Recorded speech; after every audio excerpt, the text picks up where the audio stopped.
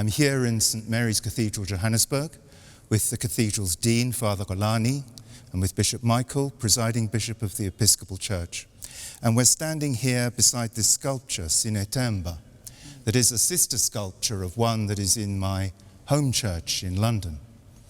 And I'm thinking right now of my nephews back in England, because their ages are quite close to the age of Hector Peterson, 12 going on 13, when he was shot in Soweto by the police. School children protesting against apartheid decrees against their education. School children of a similar age to the older kids that you saw at Kwasa yesterday. And I'm thinking of some other 12 and 13-year-olds as well, in all three of our countries. I'm thinking of kids with great homes and good homes and no homes, and kids in prison camps and internment camps and in informal settlements, and in my country, homeless kids, kids seeking asylum, hiding in container trucks, and 12 and 13-year-olds being preyed on by gangs. And they are in my heart and in my head as I try to pose what to me is the question asked by this sculpture. It's a sculpture about compassion for sure, but it's also about protest, anger, justice, and resistance. When we are very angry with our societies, how should we as Christians hold these things together, compassion, anger, justice, and work out what to do? Of course, if we can go back to the sculpture, it also represents, I would say, a celebration of people who gave their lives for the sake of justice. But also it represents a generation that would not accept, to be denigrated, but would want to fight towards access to education. And of course, it all began with the government of the day making Afrikaans as actually a first language for people to study with. But of course, behind that was the whole aspect of apartheid and oppression. But this sculpture, I think for me, firstly represents the pain that injustices bring.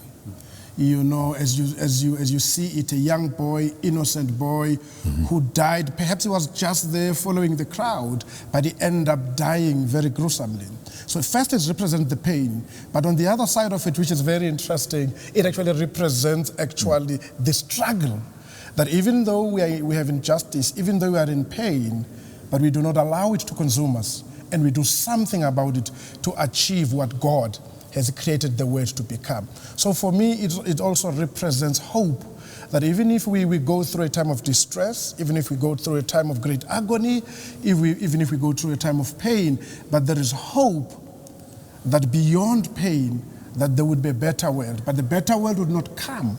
It wants us as children of God to do something about the suffering of God's people and transforming their lives. So as you talk about young people who are in time of agony all over the world, when they see this, it must show them that there is light at the end of the tunnel. It's fitting, one, that this should be here in a cathedral church. It needs to be in a church as a witness to the world. And part of what the dean is saying is the truth is the struggle against injustice, the struggle against wrongs in our social order must be based on a faith. If you don't have faith, if you don't keep the faith, you will not continue the struggle. You must believe that there is something greater than the powers of this world. There is something greater than all of us put together. And that's something we call Almighty God. And that ultimately God's will of love and justice and compassion, God's will be done, but not by God alone. It requires us in partnership with God to help to transform this world from the nightmare it often is into the dream that God intends. But you got to have faith. I remember even in the civil rights struggle in America, I remember the late Dr. Adam Clayton Powell, who was a member of Congress, was also a preacher. He had a whole record album that I remember listening to as a kid that just said, keep the faith, baby. No matter what they throw at you, you keep the faith. Don't, when nighttime comes, keep the faith. When daytime comes, keep the faith. When you're on the mountaintop, keep the faith. When you're in the valley, keep the faith. Keep the faith in the God who together with you can change this world. That's what that statue, it looks like a cross. Oh, yes. It looks like a cross. Oh, yes. Compassion is one of 4 aspects of being church in the 21st century that is a gathering point for a church network called HeartEdge. And that's an international and ecumenical network that my home church, St Martin in the Fields in London, is part of. And along with compassion, a second aspect of HeartEdge is culture. And in my home church, music, sacred and secular music, are probably our most important cultural offer. May I ask, has there ever been a day for either of you when music, sacred or secular, has really touched you, when you got a sense of meaning that day from it that wasn't there before? And if you have had such a day, would you be willing to share 1 or 2 memories? Yeah, of course. But let me also link it with the statue and the times of apartheid in South Africa. It was actually music that actually kept people going. It was actually, music was also used as a form of struggle. So songs were sung, songs were composed to actually send the message. But what kept many people sane in that time and what kept them together was the power of music. Be it religious, be it political, be it cultural, but music became the vehicle of strengthening and giving people hope and actually expressing how they felt. So that is why, whether they listened to it and at times they sang it, but music played a pivotal role in the whole aspect of actually giving hope to the people of God. And that is why even in churches as well, music became the weapon to actually communicate. And that is why even in those days, if you remember, the Nkosi Sikelela was sung at the end of every service in the Anglican Church every Sunday as a sign of saying, Nkosi Sikeleli Africa, that one day we shall be free, one day there is hope, even if we knew it was dark. But when we sang, we're different, filled with the Spirit. It was as if nothing had happened. And we would, and our parents and forefathers and all those who in that struggle that time found hope and strength through the power of music. Yes, you got it. Well, the truth is that was true in America in civil rights. It was all song. There's an old song, I shall not be moved, based on that passage in Jeremiah about the tree and the roots. I shall not be moved, I shall not be moved, like a tree standing by the water, I shall not be moved. Folk would sing those songs, and it was the song that could speak what the lips could barely utter. It was the song. On a personal level, I hadn't thought about it until you asked the question, when my father, who's now gone on to glory, but had a stroke. And when he had a stroke, I remember he was in the emergency, in the ICU after surgery and all of that. And my Aunt Carrie came in, and the 2 of us were in the room with him. And he was still unconscious after the surgery, and she started rubbing his legs.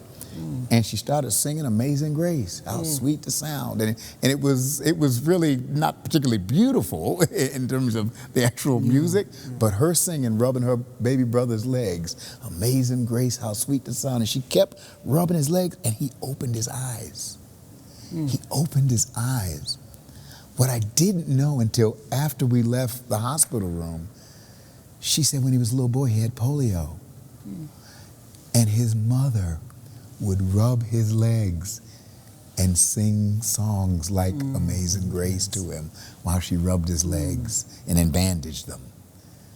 It was the song that was so deep in the soul that through all the anesthesia, through the stroke, in the deepest part of him, that song called him out into consciousness. That's the power of the sacred song. Power.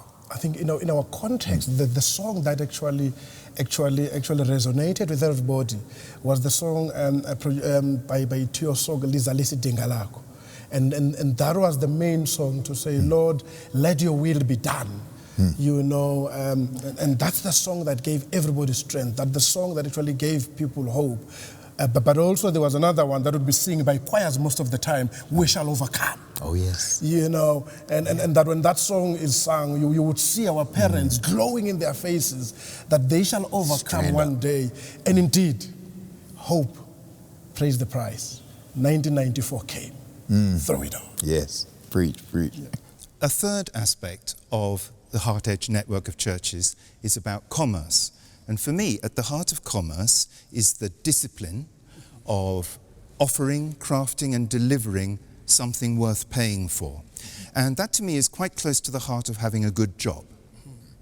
And if there's any president or prime minister looking around for a national emergency to declare, I'd like to suggest the future of good jobs.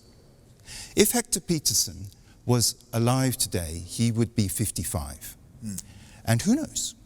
He might be president of South Africa, he might be dean of St. Mary's, he might be working in a supermarket, or he might be unemployed, or he might have one of these newfangled delivery jobs that we've invented, where how much money he gets to take home at the end of the day depends on people picking up the phone to order pizza. Oh, yes. And people like Hector jumping on some internet website, who jumps highest and fastest to grab a little slice of that dollar that's going with that pizza. And in all three of our countries, there are many people who have been waiting so long for good jobs that they've given up. And then don't forget the 12 or 13-year-olds. When they turn 22 and 23, there are already today advanced computer technologies that threaten to just take the whole board of possibility that we might call jobs and just throw it on the floor. This is a huge time of, I say, emergency for our society. Here's my question. What does an itinerant preacher from Nazareth 2,000 years ago have to say or to offer into this? Do the churches have anything to say to societies that may need to remake radically the relationships we have between money, work, and how we earn respect from each other? Well, I mean, two things come to mind. On the one hand, when Jesus encounters the money changers in the temple and says, my house should be called a house of prayer for all people, but you have made it a den of thieves.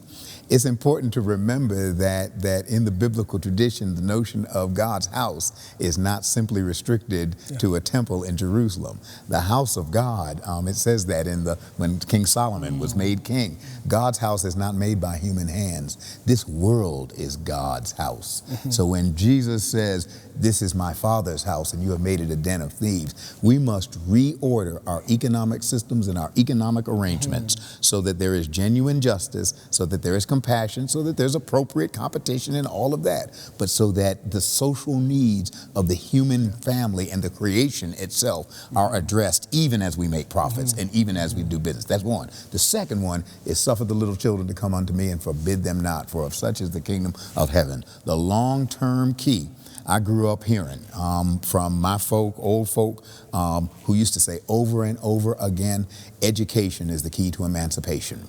Education is the way to liberation. Education is the path to redemption.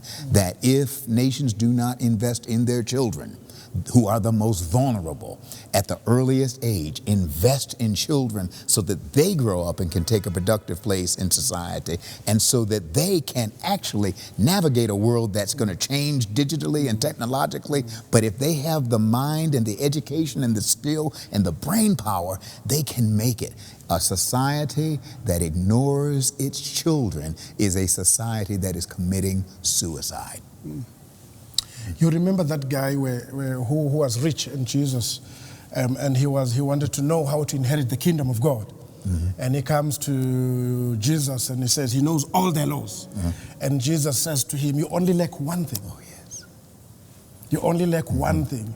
Go sell whatever you have and go give to the poor. And I think at that time, Jesus, for me, was talking about economic justice, was talking about commerce, that all these are resources that God gives us in order to be shared among us for the well-being of everybody. So they are not given so that one of us has everything and everybody else has nothing. So it's given to us so that we may share. That for me speaks into economic justice. That for me speaks the whole thing about work and creation. So we should use the resources that God blesses us with to be able to create economic opportunities and economic access for all other children of God. So that for me as well was a text speaking about justice and how we need to share. That whatever God gives us in order to make the lives lives of others and to transform the socio-economic conditions of God's people.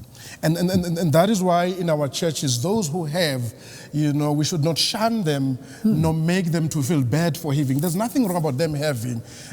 It's only that they must have it so that we are able, through their resources, to also bless others. Right. To have access to the good things that God has given us. So my take is that there is enough money in this world. If only it could be shared properly, we shall all live God's life as God designed. There you go. Yes. So finally, the fourth and foundational aspect of HeartEdge is congregations, communities gathered around Christ. I think these are scary times. I think many congregations would say amen to some words of Martin Luther King when he said, "I don't know what is going to happen now. We have got some difficult days coming ahead." And he said those words in Memphis in 1968. He had gone to support striking sanitation workers.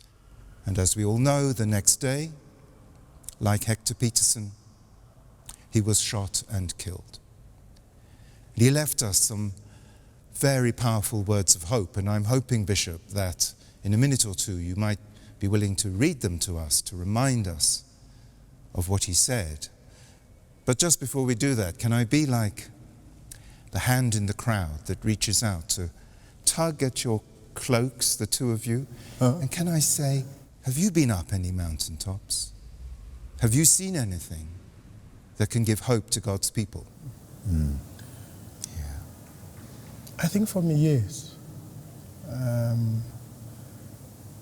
God is calling some of us to be the icons of hope to God's people. We need to embrace the gift and the calling that God gives us, to call our people that there is hope beyond the mountain. And for me, that's what Easter always reminds me. As you said and you shared, that you go through your Lent, you go through your Good Friday, you go through your Easter Saturday, but at the end of it all, God always wins. Always. God's glory always wins. Yes. It is only when we allow and accept God's purposes for our lives as those who are called to serve God's people, to lead them to that place of hope. So Easter should always remind us that there is hope. And there is light at the end of the tunnel. Any mountains for you, Bishop? Oh, yeah. The truth is the struggle for a world that's governed by love. The struggle for a world where children don't go to bed hungry. The struggle for a world where every child, every person is a child of God and cherished, and not only in the eyes of God, but in the eyes of humanity. A world where we take care of the world itself, the creation itself. It is a struggle. But progress is possible if we will partner with God. That's what Jesus did on the cross, partnered with the Father. And in spite of the darkness of the cross, like you said, Dean, Easter came and he rose from the dead. Thank you. Would you like to remind us of, we've closed the conversation perhaps with being reminded of these words from Martin Luther King. He spoke these words at probably the darkest moment of his life. He had spoken out against the Vietnam War, and he lost allies. He was criticized by black and white alike. He was criticized for daring to speak for economic justice and to represent and stand with sanitation workers. He was criticized because of a poor people's campaign that was trying to end poverty for blacks, whites, Latinos, anybody, any child of God. And his life had been threatened. The FBI was watching over him, not like God. And so he stood up and said these words that were not written in the manuscript. I don't know what will happen now. We've got some difficult days ahead. But it doesn't really matter with me now because I've been to the mountaintop. And I've looked over and I've seen the promised land. I may not get there with you, but I want you to know tonight that we as a people will get to the promised land. So I'm happy tonight. I'm not worried about anything. I'm not fearing any man, because mine eyes have seen the glory of the coming of the Lord. Thank you. Thank you.